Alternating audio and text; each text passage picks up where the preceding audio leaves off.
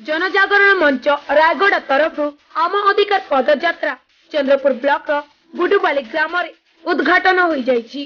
तारीख 20/1/2024 शनिवार दिन जनजागरण मंच रायगढ़ जिला आनुकूल्य चंद्रपुर ब्लॉक अंतर्गत गुडुबाली ग्राम आम अधिकार कैंपेन उद्घाटन होइतिला।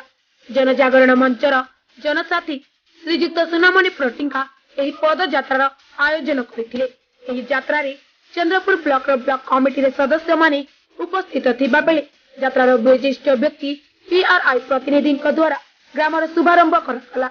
एही समावेश रे पूर्वतन सरपंच गाँ कमिटी सदस्य अंगनवाड़ी हेल्पर महिला संघ समस्ते जोग देथिले।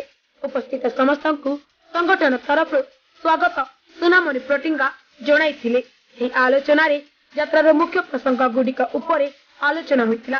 गाँ को संगठित करिबा, गाँ समस्या गुडिक गाँ कमिटी और गाँ विचार गाँ को सुदृढ़ करने प्रति परिवार आबाल वृद्ध वनिता समाजगरी शांति रे बंचिबे, जीवन जीविका शिक्षा स्वास्थ्य आम परंपरा को गुरुत्वपूर्ण भूमिका निर्वाह करिबार लक्ष्य रखिबा इत्यादि आम अधिकार पाई और खेलकूद नाच गीत और बाद्य रे समस्त गाँ खुशी आनंद रे पूजा पर्व पर्वाणी गुडिक पालन करी गाँ लोके गाँ को सुंदर करिबे।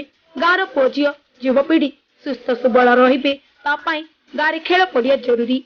आम मानक मौलिक अधिकार को सब्यस्त करी आम हक अधिकार को आमे पाइबा, गाँर दारिद्र्यता को दूर करने को जनजागरण मंच रायगढ़, ओडिशा श्रमजीवी मंच, महिला श्रमजीवी मंच भुवनेश्वर और आत्मशक्ति ट्रस्ट मूल लक्ष्य रही बोली श्री दिवाकर सबर वक्तव्य देवा सहित जनजागरण मंच रायगढ़ संगठन गाँ को आवश्यक कि नहीं पचारि बुझी आगकू 10 मास धरी संगठन रे अछु आमे जोड़ित रहिबु बोली शपथ करथिले।